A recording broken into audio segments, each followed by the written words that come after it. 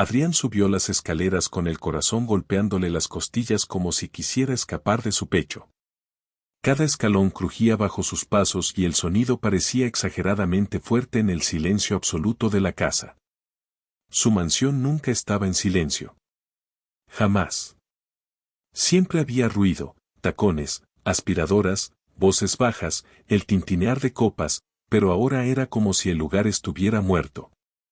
Y el olor, ese olor metálico seguía ahí, pegándose a su garganta. ¿Hay alguien aquí?, gritó. Nada. Cuando llegó al segundo piso, la puerta de su habitación estaba abierta. Una corriente fría salió desde dentro. Adrián sintió un escalofrío que le recorrió la espalda. Dio un paso, luego otro, y entonces lo vio. La cama estaba revuelta. Las sábanas arrancadas. Y en el suelo, un rastro oscuro que iba desde el borde del colchón hasta el pasillo. Sus piernas se debilitaron. Por un segundo creyó que se iba a desmayar. No por miedo, sino por una certeza horrible que se formó en su mente. Alguien había sido herido ahí. Siguió el rastro. Cada gota parecía un martillazo en su cerebro. El rastro lo llevó hasta la habitación de su hijo Mateo. Su mano tembló al tocar la perilla. Mateo. El niño de 8 años que apenas lo veía. El niño al que le prometía viajes que nunca cumplía. El niño que cada noche dormía abrazando un muñeco porque su padre siempre estaba trabajando. Adrián abrió la puerta de golpe. Y casi se desmaya. Mateo estaba sentado en el suelo. Cubierto de pintura roja. Tenía un pincel en la mano. Las paredes estaban llenas de dibujos salvajes, torpes, infantiles, figuras humanas, una casa ardiendo, un hombre muy alto dibujado con un traje negro y una mujer llorando. El olor metálico no era sangre. Era pintura. Pero la escena era peor que cualquier crimen. Porque frente a él, su hijo lo miraba con unos ojos vacíos que no correspondían a un niño. Papá, dijo Mateo con voz baja, llegaste temprano. Adrián cayó de rodillas. El alivio lo golpeó primero, luego una culpa brutal. Mateo estaba cubierto de pintura desde el cuello hasta los pies. Sus manos temblaban. Sus labios estaban manchados de rojo. ¿Qué pasó aquí?, susurró Adrián. Mateo miró las paredes. Ella se fue. El aire se congeló. ¿Quién se fue? Mateo señaló el dibujo de la mujer llorando. La niñera.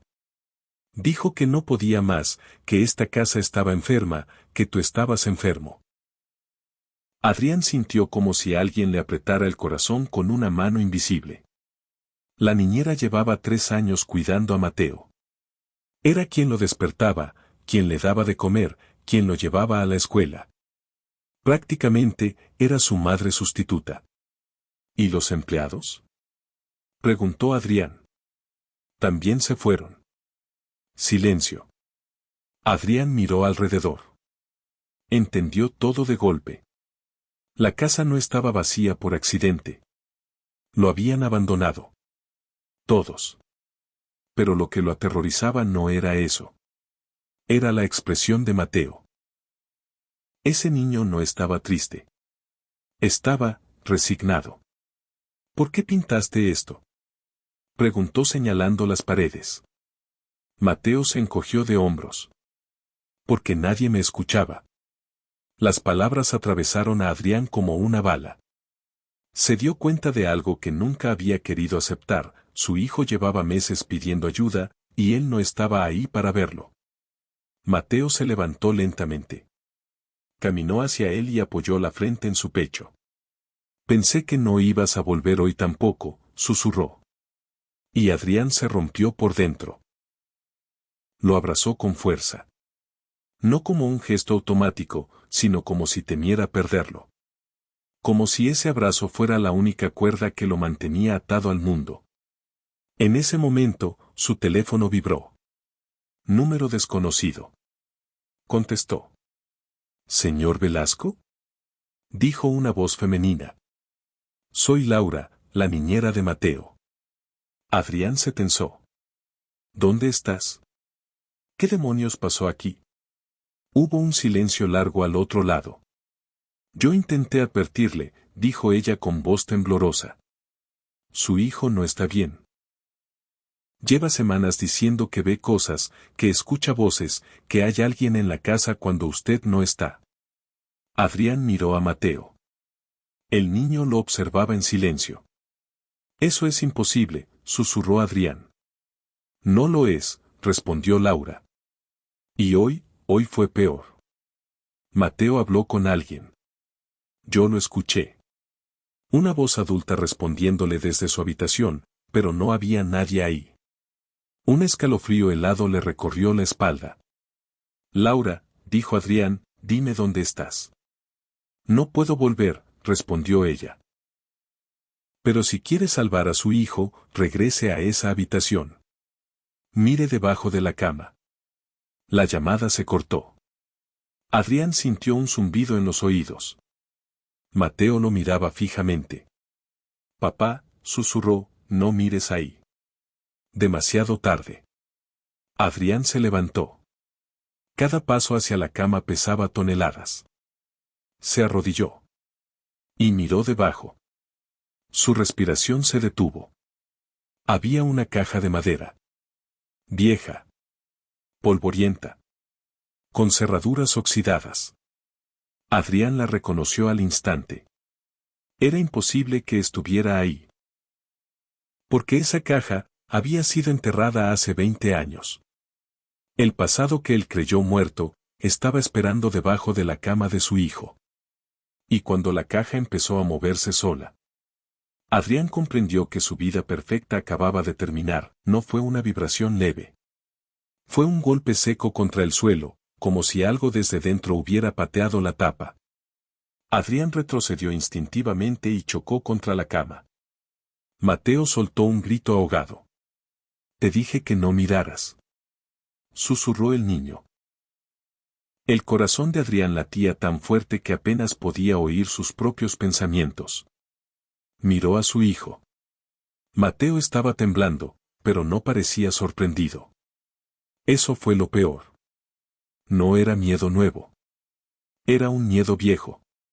Un miedo acostumbrado. Adrián tragó saliva. ¿Desde cuándo está esto aquí? Mateo no respondió de inmediato. Sus ojos estaban clavados en la caja. Desde que empezaste a llegar tarde, dijo al fin. Primero la escuché, luego apareció. El aire se volvió pesado. Adrián se arrodilló otra vez, pero esta vez no miró de golpe. Extendió la mano lentamente, como si temiera que algo fuera a agarrarlo. Sus dedos tocaron la madera. Fría. Helada. No como un objeto, sino como piel muerta. La tapa tembló bajo su mano. Y entonces la caja se abrió sola. Un olor a tierra húmeda llenó la habitación. Adrián retrocedió, cubriéndose la nariz. Dentro no había joyas, ni papeles, ni recuerdos, solo un montón de fotografías viejas, atadas con una cuerda negra. Su garganta se cerró. Sabía exactamente qué eran. Fotos que él mismo había enterrado. Manos temblorosas. Las desató. La primera imagen le robó el aire. Era él. Mucho más joven. Arrodillado. Cubierto de barro. Frente a un agujero profundo en el bosque. Y dentro del agujero, un cuerpo. Adrián soltó las fotos como si quemaran. Mateo empezó a llorar. Papá, él dice que quiere salir. El mundo se inclinó. ¿Quién? Susurró Adrián. Mateo señaló la caja. Y una voz respondió desde dentro. No era fuerte. No era un grito. Era un susurro, húmedo, cercano. Yo. Adrián cayó hacia atrás. El pánico lo golpeó con violencia. Su mente gritaba una verdad que llevaba 20 años enterrada. Él había matado a ese hombre. No fue un accidente. No fue defensa propia. Fue ira. Una pelea. Un socio que lo traicionó. Dinero perdido. Orgullo herido. Y en un segundo de furia, lo empujó. La cabeza del hombre golpeó una roca. Silencio. Sangre. Adrián lo enterró esa misma noche. Y construyó su imperio encima de ese secreto. La voz volvió. Me prometiste que no me olvidarías. Las paredes comenzaron a vibrar. Las luces parpadearon. Mateo gritó y se aferró a su padre. Haz que se vaya. Adrián abrazó al niño con fuerza. No puede tocarte, susurró. No puede. Pero no estaba seguro. La caja empezó a arrastrarse sola por el suelo. Dejaba un rastro de tierra negra. Algo dentro golpeaba la tapa, una y otra vez, cada golpe más fuerte. Bam. Bam. Bam. Las fotografías se elevaron en el aire, girando como hojas atrapadas en un huracán invisible. Y cada imagen mostraba algo peor que la anterior. El cuerpo. La cara. Los ojos abiertos bajo la tierra. Mirándolo. Siempre mirándolo. Adrián sintió que se quebraba. No por el miedo, sino por la certeza brutal, el pasado no había muerto. Había esperado. Paciente. Alimentándose de su culpa. La voz cambió. Ya no susurraba. Ahora hablaba con claridad. Tu hijo me escucha. Porque él sí tiene espacio en su corazón, tú lo llenaste de dinero, pero lo dejaste vacío. Mateo empezó a gritar tapándose los oídos. Haz que se calle. Adrián rugió con desesperación. Déjalo en paz. Llévame a mí. Silencio. Total. La caja dejó de moverse. Las fotos cayeron al suelo. Y la voz respondió con una calma terrible. Eso quiero. La temperatura cayó de golpe. El aliento de Adrián se volvió visible. Mateo lo miró con ojos llenos de lágrimas. Papá, no te vayas. Adrián entendió. Esto no era solo una aparición. Era un trato. Su vida, por la paz de su hijo. Por primera vez en años, su mente no pensó en dinero, empresas ni reputación.